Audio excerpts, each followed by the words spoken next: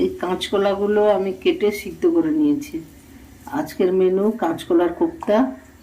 এই কাঁচকলাগুলোকে আমি সিদ্ধ করে নিয়েছি, ছাড়িয়ে নিচ্ছি। এসব খোসাগুলো ফেলে দিচ্ছি, কারণ খোসা দেওয়া যাবে না। তার মধ্যে আলুও সিদ্ধ করে নিয়েছিলাম, আলুটাও ছাড়িয়ে নিচ্ছে। কাঁচকলার আলু ছাড়িয়ে নিচ্ছে।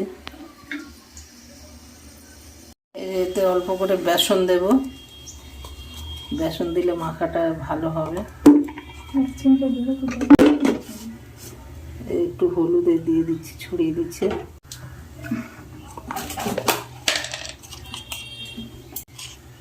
অল্প করে নুনও দিয়ে দিচ্ছি। বেসনটা পরিমাণ মতো দিয়ে দিচ্ছি, খুব বেশি না, অল্প করেই বেসনটা দিতে হবে। এবারে এটাকে আমি ভালো করে মেখে নেব।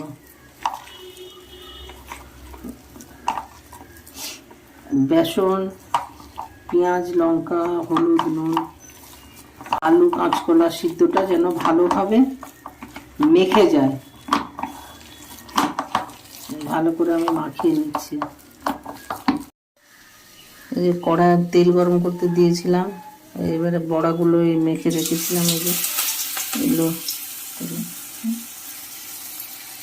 একটা একটা করে আমি ছাড়বো।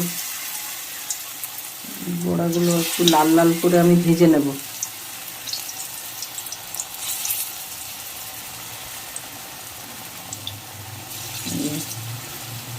তেল খুব বেশি দিইনি, অল্প করে তেল দিয়েছি। অল্প অল্প করে আমি ভেজে নেব বড়াগুলো। আমি নেবো এপিট ওপিট করে। দুধটাকে একটু ভালো করে ভাজা হয়ে যাবে। এই বড়াটা ভাজা হয়ে গেছে, এই যে কমপ্লিট হয়ে গেছে ভাজা। এবার এটাকে আমি তুলে নেব।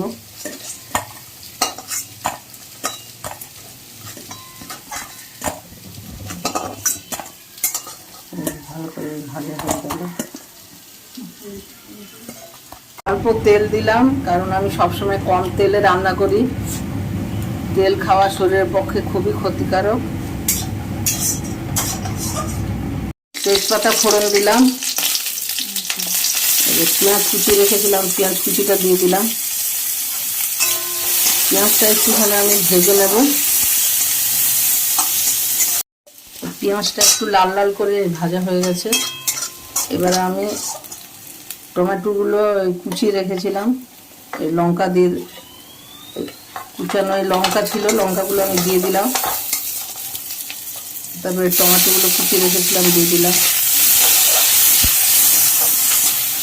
এই যে জিরে বাটা, জিরে, আদা আর লঙ্কা বেটে রেখেছিলাম, ওটা আমি দিয়ে দিলাম। এটাকে আমি একটু এখন কষে নেব ভালো করে।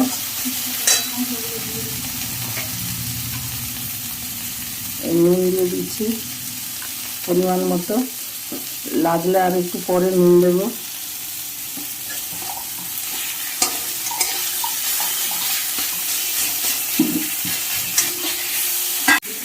হলুদগুলো দিচ্ছি, আগে মাখানোর সময় দিয়েছিলাম তাই কম করে দেবো। লঙ্কা গুঁড়ো দিলাম, যে যেমন লঙ্কা খায় পরিমাণ মতো লঙ্কা দেবো। কেউ বেশি লঙ্কা খায়, কেউ কম লঙ্কা খায়, তার মতো লঙ্কা দেবো। জিরে গুঁড়ো দিচ্ছি, জিরে গুঁড়ো, ধনে গুঁড়ো দিলাম।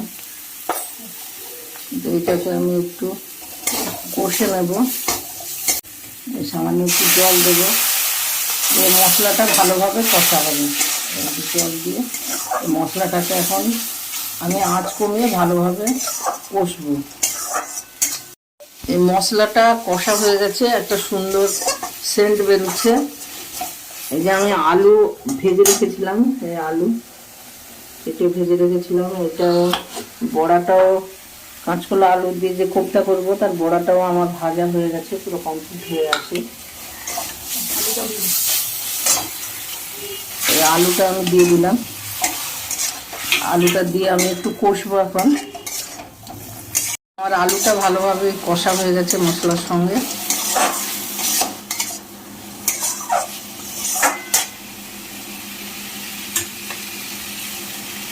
জলটা একটু গরম করে রেখেছিলাম, জলটা আমি দিয়ে দিচ্ছি। কতটা আমার মানে বড়াতে জলটা থাকবে সেই পরিমাণ মতো আমি জল দিয়ে দিচ্ছি।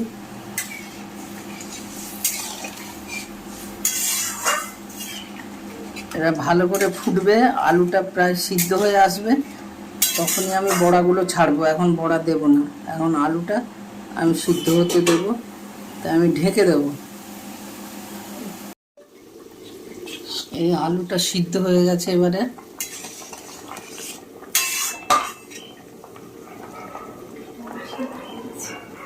আমি বড়াগুলো ভেজে রেখেছিলাম, এগুলো আমি দিয়ে দেবো আস্তে করে। আর এটা ভালো করে ফুটবে, ফুটলে ঝোলটা একটু ঘন হয়ে এলে একে আমি নামাবো। এই যে তরকারিটা প্রায় হয়ে গেছে, এই যে হয়ে গেছে, মোটামুটি ঝোল শুকিয়ে গেছে, কারণ বড়াতে একটু বেশি ঝোল রাখতে হয়। এই নামানোর পরে ঝোলটা পুরো টেনে নেবে। আমার রান্না কমপ্লিট হয়ে গেছে।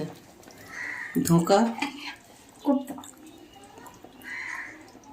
এটা কোপ্তা রান্না আমার কমপ্লিট হয়ে গেছে, কাঁচকলার কোপ্তা।